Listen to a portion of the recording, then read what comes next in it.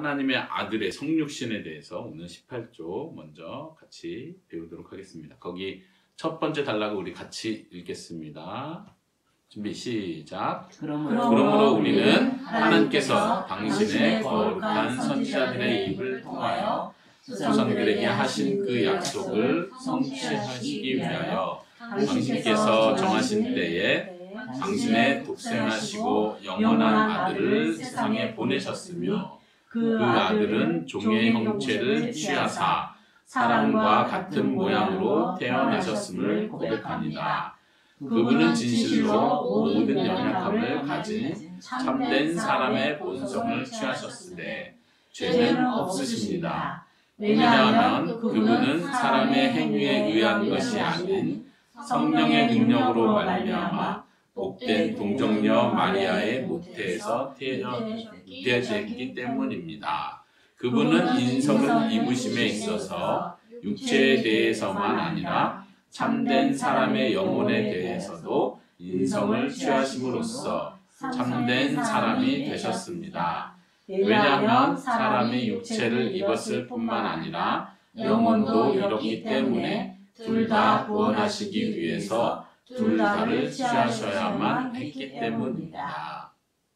자, 예수님의 성육신 하면은 이 뜻은 뭐예요? 하나님께서 사람의 몸을 입고 오셨다 할 때 성육신, 영어로는 incarnation. 그래서 하나님 대신 예수님께서 사람이 되어 오셨다는 것을 우리는 믿습니다. 이것은 우리의 신앙 고백에서 아주 중요한 부분이죠. 그래서 그것을 자세하게 설명하고 있어요. 첫 번째 문장을 보십시오. 하나님 아버지께서 하나님의 거룩한 선지자들 입을 통하여 조상들에게, 믿음의 조상들에게 계속해서 약속하셨습니다. 메시아를 보내실 것을, 여자의 후손을 통해서 구원하실 것을 계속 약속하셨는데 그 약속을 이루시기 위해서, 성취하시기 위해서 하나님의 아들을 보내셨습니다. 근데 그 아들을 설명할 때 뭐라고 표현합니까? 독생하신 아들, 영원한 아들, 이렇게 표현하죠. 예수님을 가리켜서 하나님의 유일한 독생하신 아들이라고 표현하고 영원하신 아들이라고 표현합니다. 우리가 지난 시간에 배웠죠. 예수님은 하나님의 아들이기 때문에 하나님으로부터 나셨다라고 표현하지만 창조되신 분이 아니고 하나님이 계시고 예수님이 안 계시던 때가 있는 게 아니고 하나님 아버지로부터 태어나셨으니까 그러면 맨 처음에는 하나님이 계셨고 그 다음에 예수님이 계셨네, 이게 아니라 예수님은 영원하신 아들. 그래서 예수님이 존재하시지 않으셨을 때가 없다. 그래서 영원하신 아들이라고 이렇게 표현한다고 했어요. 그 영원하신 아들을 이 세상에 보내셨습니다. 그 아들은 종의 형체를 취하사, 이 종의 형체라는 건 사람의 모양을 말하는 거예요. 그 뒤에 표현하는 것처럼 사람과 같은 모양으로 태어나셨음을 고백합니다. 예수님께서 사람과 같은 모양이 되셨다. 이 말에서 이제 예수님이 어떤 분인지를 잘 우리가 이해하는 게 중요하죠. 우리가 처음 삼위일체를 배울 때 예수님은 하나님 아버지와 동등하시다. 영광도 동등하시고 영원성도 하나님의 전능하심도 예수님이 동일하시다라고 배웠는데 예수님은 다르게 사람과 같이 되셨습니다. 여기 앉아있는 사람은 다 사람이라고 표현하죠. 저기 강아지가 있습니다. 저기는 강아지가 아무리 사람처럼 말을 잘 들어도 사람이라고 하진 않죠. 왜냐면 강아지의 본성을 가지고 있기 때문에. 사람이 술을 먹고 막 이렇게 사람답지 못한 행동을 할 때 뭐라고요? 사람 같지 않은 사람, 이렇게 표현은 하지만 그럼에도 불구하고 그 사람은 사람인 거죠. 사람 같지 않은 사람일 뿐이지 사람인 거예요. 걔가 아무리 사람처럼 해도 그러니까 사람이야 라고 말할 수는 없죠. 사람이 아무리 개같이 해도 걔 같다고는 표현하지만 그래도 사람인 거죠. 이게 사람의 본성이에요. 하나님은 하나님의 본성이 있어요. 하나님께서 아무리 사람처럼 나도 감정이 있고 내가 사람과 같이 너희와 함께 있는다 한다고 해서 하나님이 사람이 되는 건 아니죠. 그런데 예수님은 하나님 아버지와 다르게 예수님은 진짜로 사람이 되셨다는 얘기예요. 이게 아주 놀라운 하나님의 복음이죠.